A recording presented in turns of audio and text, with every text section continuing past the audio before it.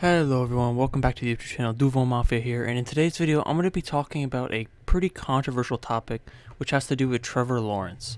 I got multiple comments on my latest Instagram post about this, and many of you guys wanted me to talk about Trevor Lawrence and why his stats this season don't reflect his talent and potential, a breakdown of Trevor's rookie season performance so far, and why I believe that Trevor will bounce back from what the struggles he has had so far this year. So to get right into this, first off, on the first topic about where his stats do not correlate to his talent, I 100% agree with this take, and I agree with it because of this. Trevor Lawrence has probably one of the worst supporting casts right now in the NFL after injuries. Now, if he had Travis Etienne, if he had Dan Arnold, if he had DJ Chark, if he had all these guys healthy for a full season, Trevor Lawrence would be having a way different season. On top of that, the offensive coordinator, Darrell Bevell, has been very mediocre at best, especially trying to play with Trevor's strengths. At times, Trevor has shown and flashed that talent that he does have, and it's when Bevell really draws up a good play that gets a guy actually open for Trevor to throw it to. These wide receivers are generating some of the least separation in the entire NFL from wide receiver rooms. That's when you know that it's not on the quarterback at all. Trevor Lawrence is not going to make a perfect throw every single time. It's just not going to happen. He's not Tom Brady yet. He's not Aaron Rodgers yet. He is not a 10-year veteran, 15-year veteran who knows exactly what to do in every single situation. He's still 22 years old. I mean, he's going to be in this league for a very long time, barring any injuries. But to jump further into this, into a more detailed look, his stats on the season so far go as this. He has a 58% completion percentage for 2,514 yards. He has 9 touchdowns and he has 10 interceptions with a 72.3 rating. Now, I know many people are going to be like, wow, that's terrible. Those stats sound horrible on paper, this and that. But people need to understand one thing, and I will point this out very quickly.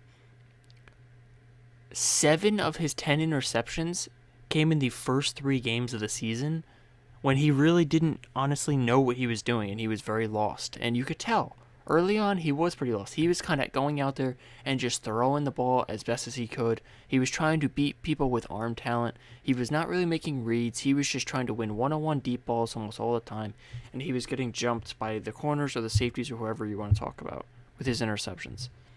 Since then, he's only had 3 interceptions in the remaining games. He's had 9 games since then, and he's only thrown 3 interceptions. So he's definitely growing as a player, and he's learning very quickly that he cannot make those mistakes and expect to win football games. And he's learning that, which I love to see. But people need to understand these stats are very, very underwhelming because of, as I said, the lack of weapons that Trevor Lawrence has right now. People need to look at this team and realize he's not going to produce elite numbers with his best wide receivers being hurt or his best wide receivers not producing.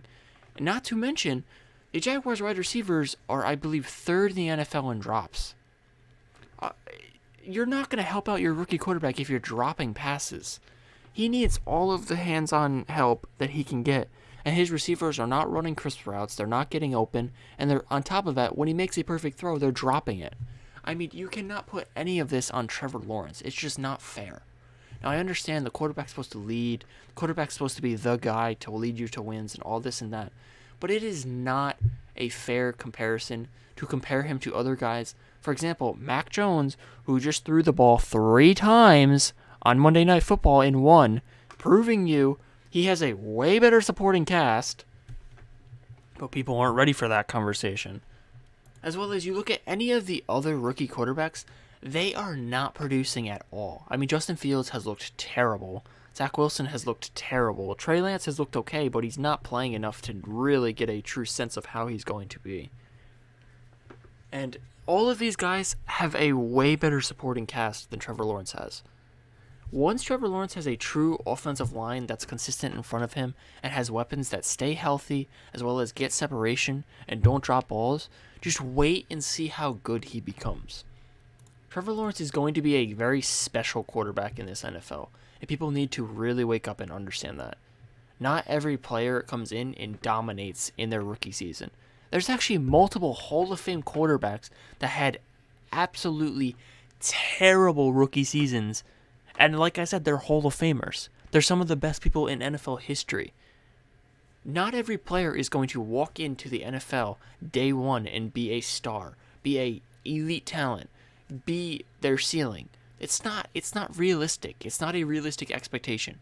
And I know Jaguars fans are really impatient because of what has happened in the past, but people need to understand we've never really had a talent quite like Trevor Lawrence on this team.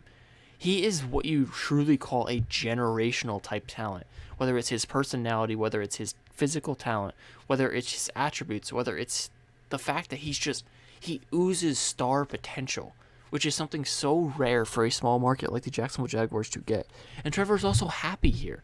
I mean, you look at all of his interviews, he's talking about how he loves Jacksonville, how he loves being a part of this small market and helping this small market grow and be a cornerstone of this team for a very, very long time. Hopefully close to 20 years. And to get into more of a breakdown of what Trevor Lawrence has done, now I will admit there are times where he misses open throws, where he makes the wrong read, or there's times where I would wish that he would do something that he doesn't do. And now people need to, again, understand, it's too harsh to judge him this quickly. He's played 12 NFL games, and honestly, even though his stats don't really show it, he's looked good in most of his games. People really need to look and understand that stats do not mean everything in the NFL. They really don't. And one detail I will be very adamant on is I want to see Trevor use his legs more. I can not even count on my hand how many times I've been watching a game and see a hole open up for him to run for maybe 5, 10, even 15 yards and take a quick slide and just take a positive yards where he throws it away or he tries to throw it into tight coverage that turns into an incomplete pass, a turnover, whatever it may be. It's just, he needs to, the one thing with Trevor that I want to see him improve on is he needs to understand that negative plays are drive killers. If you have a 3-yard run even, just take it and take the positive yards. It turns a 3rd and 6 into a 3rd and 3, or a 3rd and 10 into a 3rd and 6. You cannot consistently expect to get long 3rd and 10, 3rd and 8, 3rd and 12 over and over and over to sustain drives. It's just not going to happen. And some of the best offenses in the NFL, if you watch them consistently, what they never have is negative plays.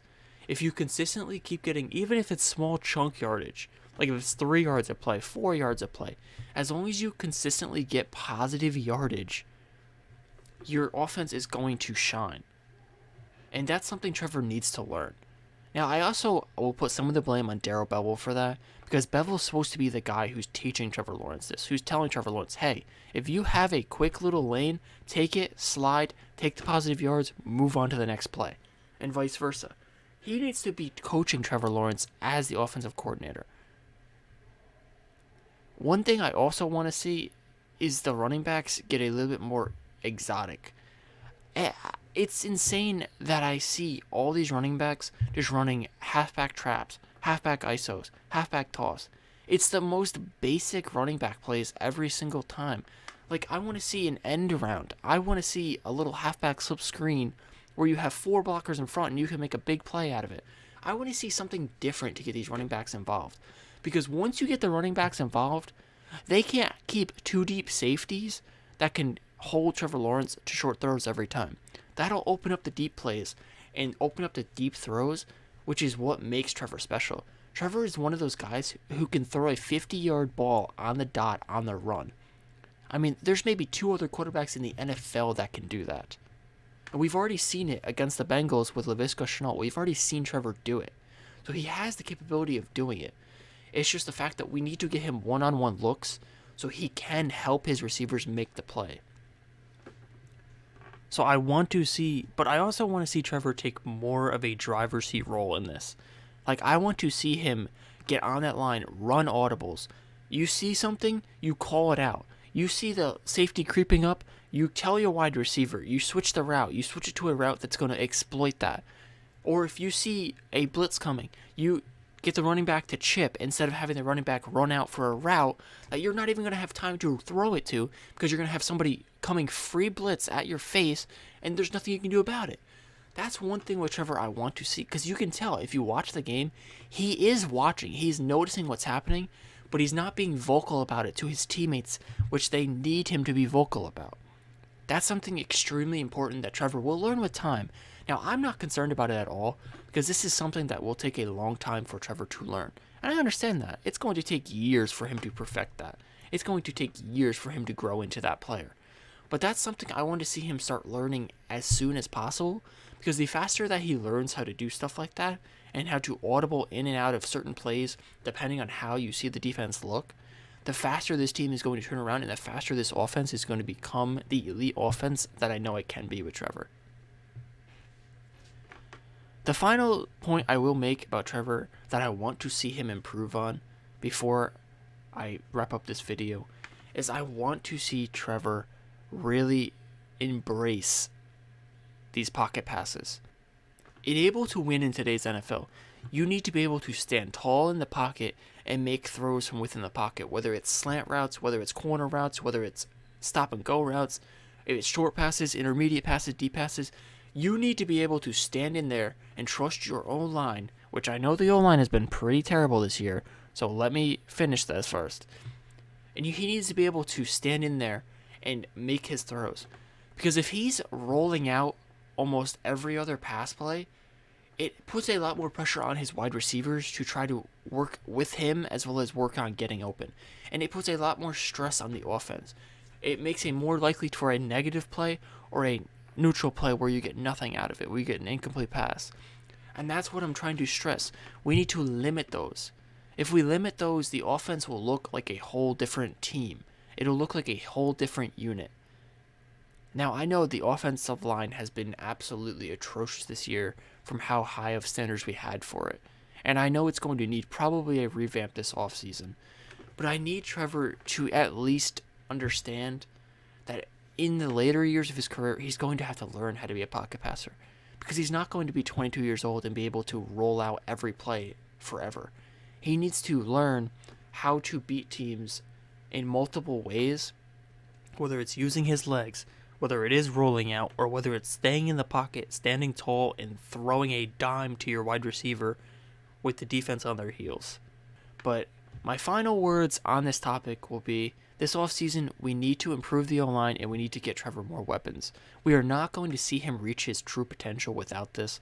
And also, we might be able to look into a new offensive coordinator, because Bevel, I'm not sure if he's it, but that's something that I'm more worried about, getting him weapons, getting him a better offensive line. And I want to see Trevor, my number one thing with Trevor is going to be, I want to see him start to truly lead this offense. I want to see him call audibles at that line. I want to see him recognize the pressure or the blitz or the coverage that is coming from the defenses. And I want him to truly step up and be that guy on the offense. Once he does that, this offense will go from one of the worst in the league to one of the best in the league. So, without further ado, I'm going to wrap this up. Leave a like if you enjoyed. Make sure to subscribe if you're new. And as always, peace out, Duval.